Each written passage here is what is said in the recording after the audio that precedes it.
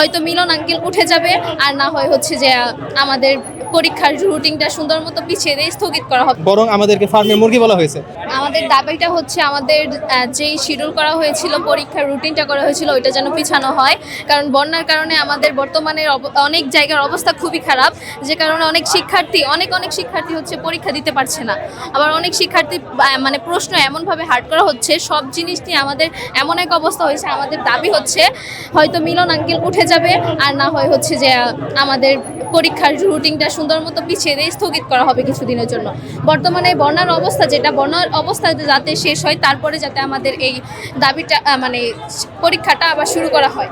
আর এই কয়েকদিনের জন্য হলেও আমাদের পরীক্ষাটা যেন স্থগিত করা হয়, এই দাবি নিয়ে আমরা আজকে মাঠে নেমেছি। শিক্ষা বোর্ডের তেমন কোনো আপডেট আমাদের দেওয়া হয়নি। আমরা ওইখানে যে অনেক দাবি করেছি, অনেক চিল্লাচিল্লা করেছি, অনেক কথা বলেছি, বাট কোনো প্রকার কথা আমাদের শোনানো হয় নাই। যে কি একটা জাস্টিস যে আমাদের দিবে ওটা জানানো হচ্ছে না এখনো পর্যন্ত।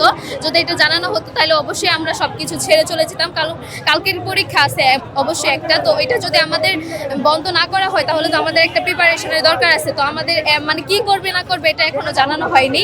তাই আমরা চাই আমাদের দাবিটা মেনে নিক বা না মনে ওইটা সম্পর্কে শোনাতে। আমাদের দাবি হচ্ছে পরীক্ষা পিছানো। এখন ওইটা পিছাবে কিনা ওইটা এখনো জানানো হয়নি। আমাদের বার্তা হচ্ছে যে একটাই, সেটা পরীক্ষার রুটিন পিছানো হোক, আর হচ্ছে পরীক্ষার শিডিউলটা সুন্দর মতো দেওয়া হোক। বন্যার কারণে যে পরীক্ষার্থীগুলো পরীক্ষা দিতে পারছে না তাদের সুন্দর মতো আর কি রুটিন করে দেওয়া হোক, যাতে পরীক্ষা দিতে পারে। আন্দোলন করার আজকে মূল কারণ হচ্ছে যে দেখেন বৃষ্টি হওয়ার কারণে রাস্তা ব্লক হয়ে যাচ্ছে। এই কারণে যে মানে আমরা যারা ছাত্রছাত্রী আছি তাদের পরীক্ষা দিতে খুবই কষ্ট হচ্ছে। তো আমাদের দাবি হচ্ছে যে মানে পরীক্ষা কতদিন স্থগিত রাখা হোক, যেন আমরা পরীক্ষার শান্তিতে ভালো মানসিকতা দিতে পারি। দেখেন আমরা কিন্তু 2 বছর অনেক ভালো প্রস্তুতি নিয়েছি যে আমরা বোর্ড পরীক্ষায় ভালোভাবে এক্সাম দেবো, কিন্তু এই যে বর্তমানে যে পরিবেশের অবস্থার কারণে কিন্তু অনেকের মানসিকতাই নষ্ট হয়ে যাচ্ছে। এমন কাহিনী হইতেছে যে মাত্র 15 মিনিট দেরি করার কারণে একটা শিক্ষার্থীকে এসএসসি পরীক্ষা দিতে দেওয়া হয়নি। মানে 15 মিনিটের কারণে করে 1 বছর নষ্ট হয়ে গেল। তাছাড়া আবার এমন আছে যে অনেকের পরীক্ষা খারাপ হয়েছে, এই কারণে আত্মহত্যা করছে। এরকম অনেক কাহিনী আছে, এমনও জঘন্য কাহিনী আছে মেয়েদের যা বলা যাবেই না এরকম অবস্থা।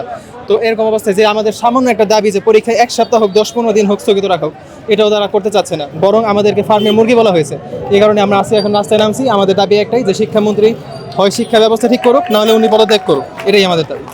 এখন এটা আসলে জানি না, বারবার জুলাই মাসের মধ্যে আমাদের কোনো না কোনো আন্দোলন হচ্ছে। যেমন 24-এর কোটা আন্দোলন হলো জুলাইয়ের মধ্যে, এখন আবার এই আন্দোলন হচ্ছে জুলাইয়ের মধ্যেই হলো। এখন আমাদের আসলে ভাগ্যেই পড়তেছে বারবার আমাদের এইচএসসি শিক্ষার্থীদের উপর।